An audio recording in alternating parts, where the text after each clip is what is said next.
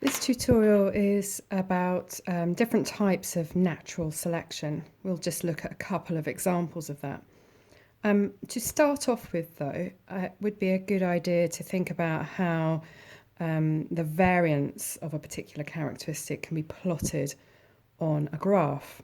So if you wanted to find out how many individuals within the population had a particular variation of a characteristic, we'd plot it on what's called a frequency distribution curve or graph. Okay, so I've got a couple of examples of frequency distribution graphs here. This one is showing blood type as the characteristic. Within a population, there are 4 different types of blood, AB, AB and O. And the frequency is shown along the y-axis here, and that just shows the number of individuals with each blood type. So with blood type, because it's determined by a single gene, it fits into particular categories, specific categories. So you can't have a person with blood type A and blood type O or something somewhere in between. You can only be blood type A or B or AB or O. And so the frequencies fit into categories like this. So we say that this data is, we could call it categoric, because it's fitting into categories, because it's determined by a single gene. There's other ways of describing this data. We could call it discrete data, because the categories fit into discrete groups, or we could call it discontinuous. Okay, so when you present this type of data on a graph, you present it as a bar chart, and there are very clear gaps, categoric gaps in between the bars to show that that is one category and that is a separate category. And this is very typical of if you wanted to plot any characteristic that's determined by a single gene, you would plot it as a bar chart like this. Let's have a think about a characteristic that's not determined by a single gene, but determined by many genes, and also the environment has some impact on this, determining this characteristic.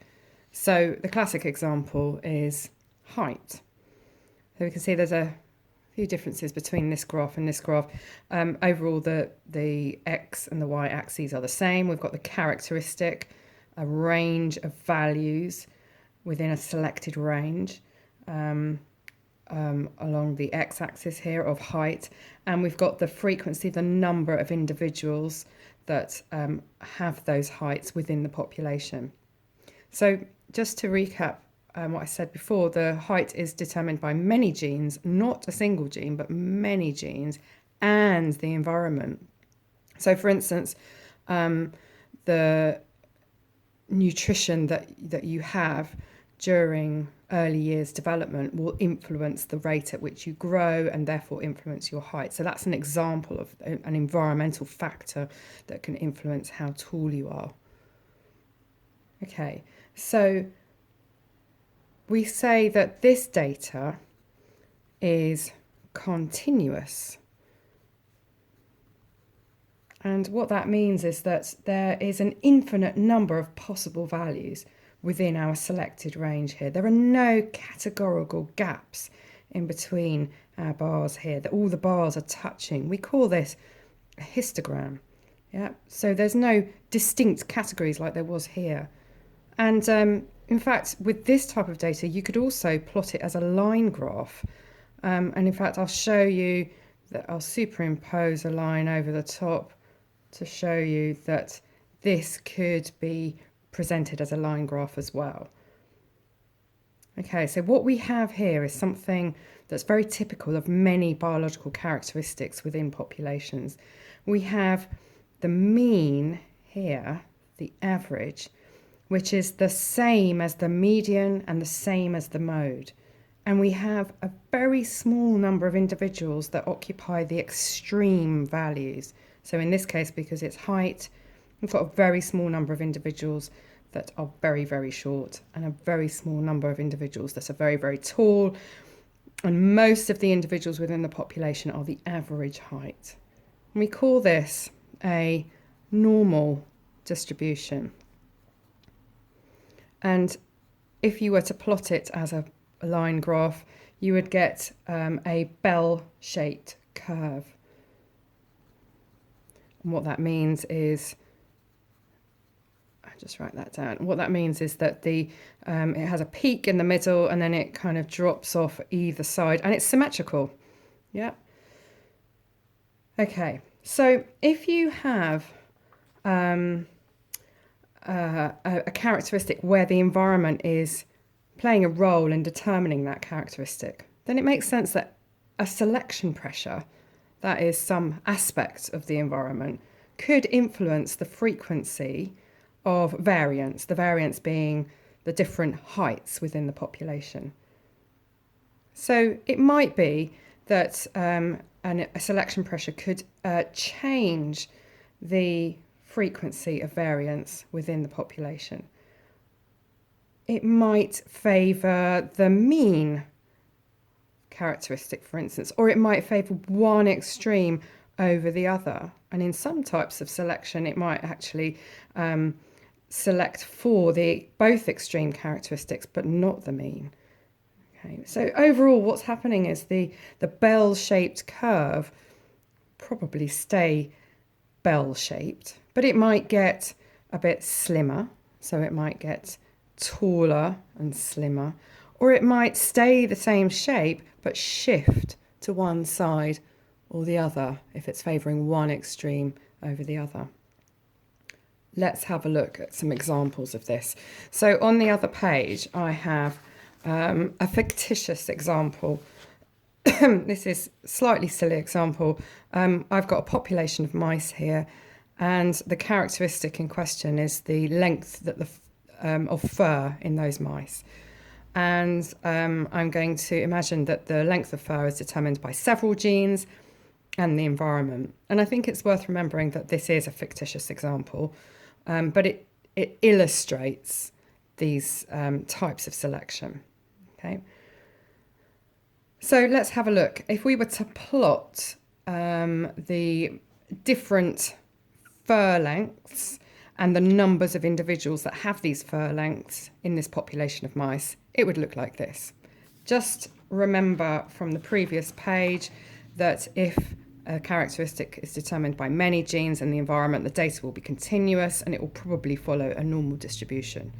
So that's why I know it's probably going to look like this on a line graph, a bell-shaped curve. Okay, so on the x-axis is our characteristic, and we've got a range of different variants of this characteristic. We've got bald mice, we've got mice with short fur, we've got mice with really, really long fur, and we've got the frequency, the number of individuals along the y-axis. So let's imagine that we've got a stable environment, maybe in this example, which is completely fictitious, we've got a sort of temperate environment, warm, not cold, not hot. Okay, so let's just think about which of these characteristics would thrive in that kind of environment. So these mice would probably fit in really well with that environment. They've got short hair. They wouldn't get too hot. These individuals might get too hot. These individuals being bald, they might actually get too cold.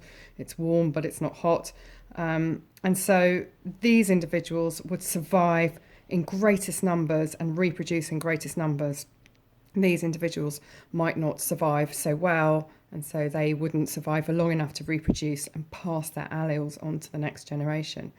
And so if we were to replot this curve after several hundreds of generations, the new frequency distribution curve would look like this.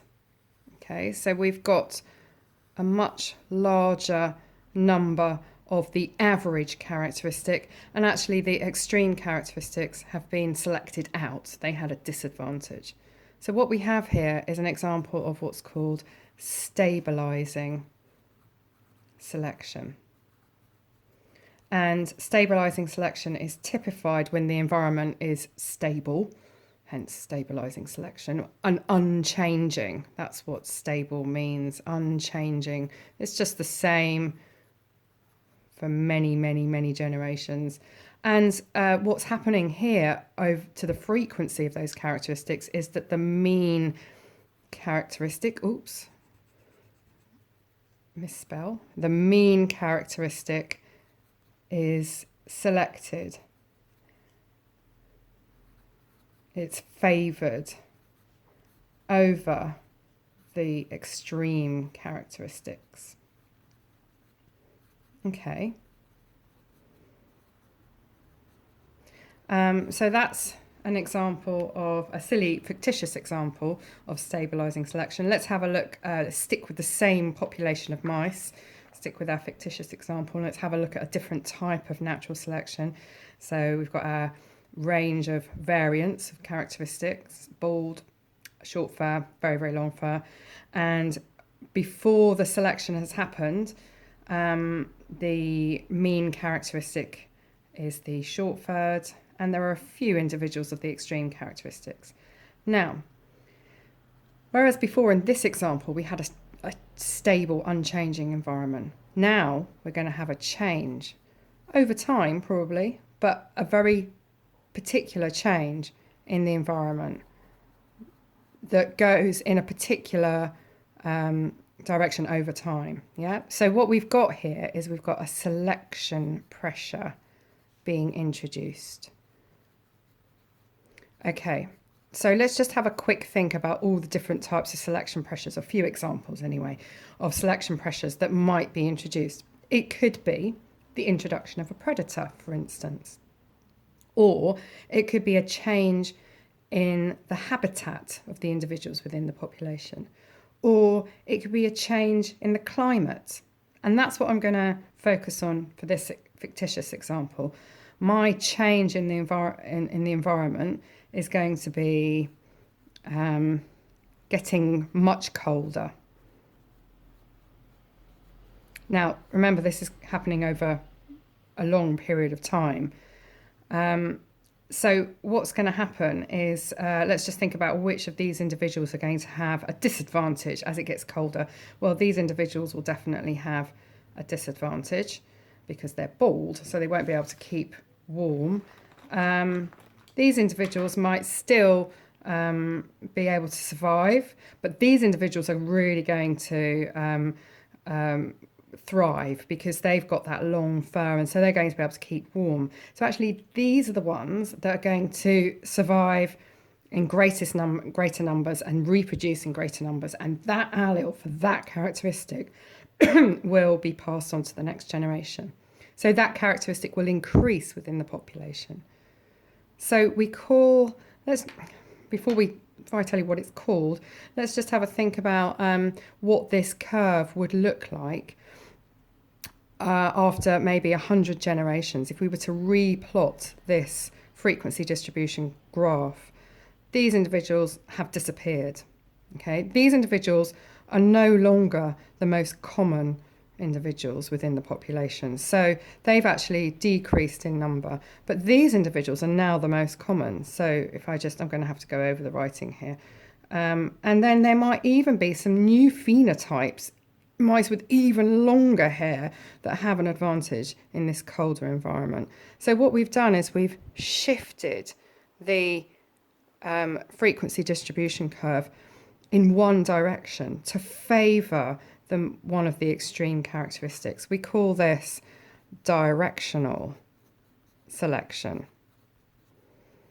And directional selection is typified by one extreme characteristic being selected over the other. It becomes the new mean, in fact.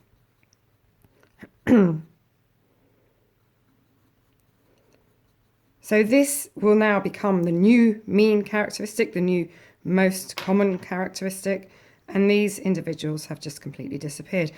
You know, directional selection can happen in both directions as well. Let's imagine that the climate isn't getting colder, but it's getting much hotter.